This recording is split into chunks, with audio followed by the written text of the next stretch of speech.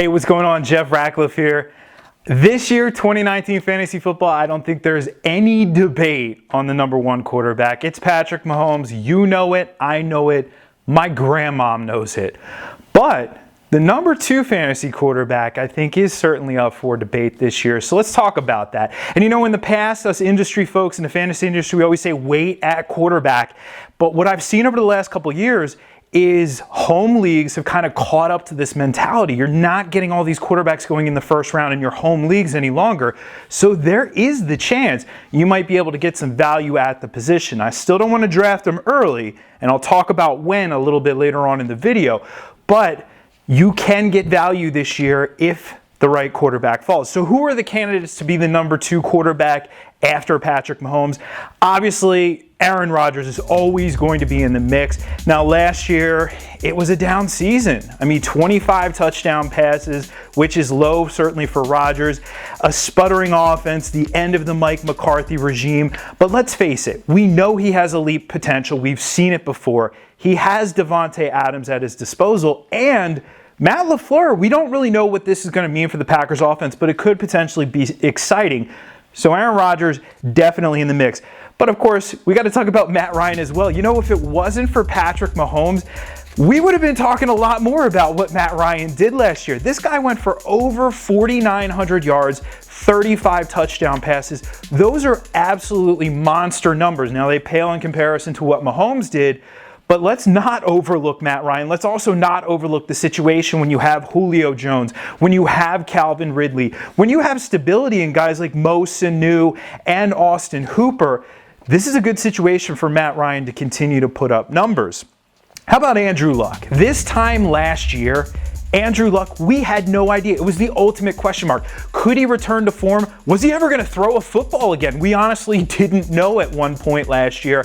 But he did return to form. Now, it was a little shaky to start the season out, but over the final 13 games of the year, Andrew Luck had 11 top 10 fantasy finishes. That's lights out right there. And that's sort of a little bit different than Matt Ryan, who was more up and down through the course of the season. Andrew Luck, uber consistent. Now, the problem, of course, not a lot of surrounding wide receiver talent last year. You know, you had T.Y. Hilton, and then he really leaned heavily on Eric Ebron. But this year, you know, they bring in Devin Funchess. They draft speedster Paris Campbell. So there's a lot of interesting pieces there for Andrew Luck.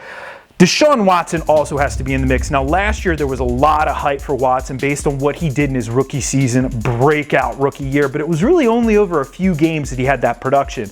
And he maybe didn't live up to the hype, but he was the number 4 fantasy quarterback when it all was said and done. A decent year with his arm, but Watson typifies the modern fantasy quarterback. The modern fantasy quarterback not only gets it done with his arms, he gets it done with his legs. 550 rushing yards last year. That was third among quarterbacks. Only Dak Prescott and Josh Allen had more rushing touchdowns than Deshaun Watson, so he's certainly a viable candidate because of what he gets done with his legs. Also, let's face it, he has DeAndre Hopkins at his disposal. He has Will Fuller. He has Kiki Qt. Those are some good weapons there for Deshaun Watson. And to round it out, you know, I got to throw this guy in just because he's the uber sexy name right now. That's Baker Mayfield. The former Heisman Trophy winner stepped into the starting job last season, started 13 games, threw 27 touchdown passes in those 13 games. And over that span of time, when he was a starter, he was the number 11 fantasy quarterback. Oh, by the way, yeah, they added Odell Beckham Jr. into the mix. So there's some exciting set of weapons there in Cleveland for Baker Mayfield. Now, of course, Freddie Kitchens, first-year head coach. We don't know exactly how that's going to translate. I think it might be a little bit of a stretch. He's the dark horse candidate out of these guys. So who do I go with? Who's my choice? It's close. It's tight. I don't think there's a definitive answer, but if you got to pick one of these guys, I'm going with Deshaun Watson. And I'll tell you exactly why. It's that running ability. Now, that's not to say Andrew Luck and Aaron Rodgers aren't mobile. They're mobile guys, but not as mobile as Watson. And that gives you that higher fantasy floor. Let's not forget, 40 rushing yards is the same amount of fantasy points in most scoring systems as a passing touchdown. So that higher floor plus that fleet of weapons. I mean, when you look at those receivers, he may not have the best set. Maybe the best set is in Atlanta, but Matt Ryan's not going to do anything for you on the ground as a runner. So the set of receivers, the ability as a runner, all of that brings Watson up. And he may not be the second quarterback taken in fantasy drafts this year.